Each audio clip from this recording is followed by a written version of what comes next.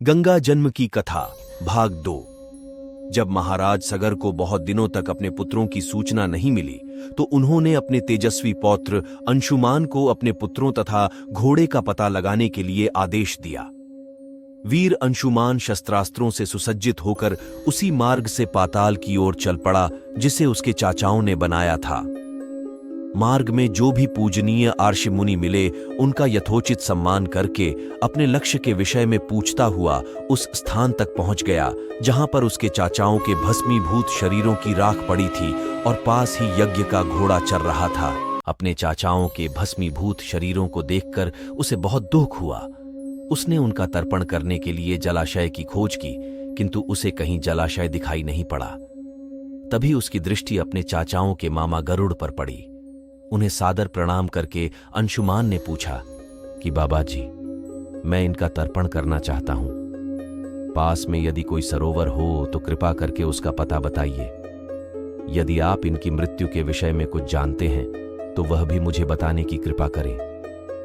गरुड़ जी ने बताया कि किस प्रकार उसके चाचाओं ने कपिल मुनि के साथ उद्दंड व्यवहार किया था, जिसके कारण कपिल मुनि ने उन सबको भस्म कर दिया।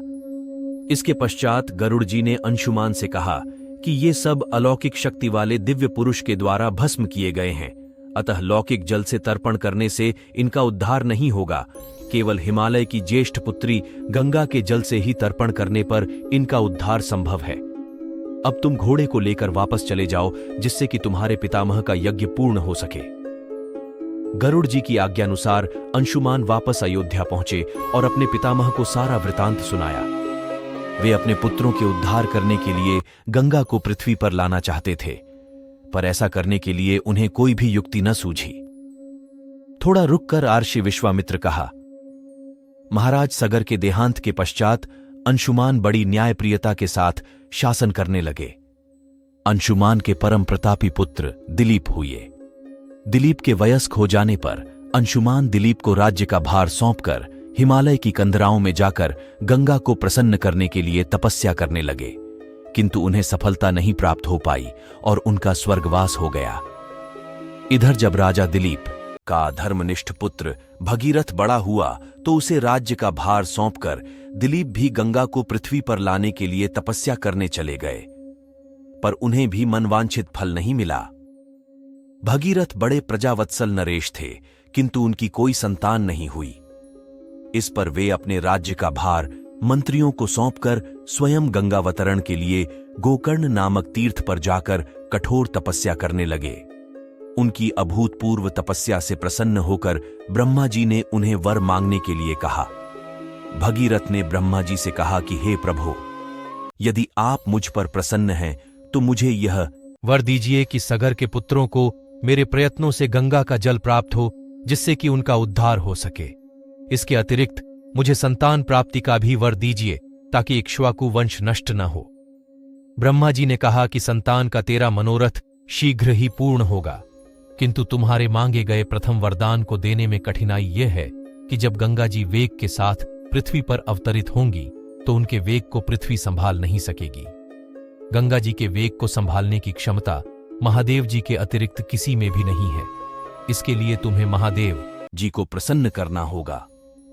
इतना कहकर ब्रह्मा जी अपने लोक को चले गए। भगीरथ ने साहस नहीं छोड़ा। वे 1 वर्ष तक पैर के अंगूठे के सहारे खड़े होकर महादेव जी की तपस्या करते रहे। केवल वायु के अतिरिक्त उन्होंने किसी अन्य वस्तु का भक्षण नहीं किया। अंत में इस महान भक्ति से प्रसन्न होकर महादेव जी ने भगीरथ को दर्शन देकर कहा कि हे भक्त श्रेष्ठ, हम तेरी मनोकामना पूरी करने के लिए गंगा जी को अपने मस्तक पर धारण करेंगे। इसकी सूचना पाकर विवश होकर गंगा जी को सुरलोक का परित्याग करना पड़ा। उस समय वे सुरलोक से कहीं जाना नहीं चाहती थीं, इसलिए वे यह विचार करके कि मैं अपने प्रचंड वेग से शिवजी को बहाकर पाताल लोक ले जाऊंगी, वे भयानक वेग से शिवजी के सिर पर अवतरित हुईं। गंगा के इस वेगपूर्ण अवतरण से उनका अहंकार शिवजी से छुपा न रहा। महादेव जी ने गंगा की वेगवती धाराओं को अपने जटाजूट में उलझा लिया। गंगा जी अपने समस्त प्रयत्नों के बाद भी महादेव जी के जटाओं से बाहर न निकल सकीं। गंगा जी को इस प्रकार शिव जी की जटाओं में विलीन होते देख भगीरथ ने फिर शंकर जी की तपस्या की। भगीरथ के इस तपस्या से प्रसन्न होकर भगवान शंकर ने गंगा जी को हिमालय पर्वत पर स्थित बिंदुसर में छोड़ा। छूटते ही गंगा जी 7 धाराओं में बढ़ गईं। गंगा जी की 3 धाराएं ह्लादिनी, पावनी और नलिनी पूर्व की ओर प्रवाहित हुईं। सुचक्षु, सीता और सिंधु नाम की 3 धाराएं पश्चिम की ओर बहीं और 7वीं धारा महाराज भगीरथ के पीछे पीछे चली। जिधर जिधर भगीरथ जाते थे उधर उधर ही गंगा जी जाती थीं।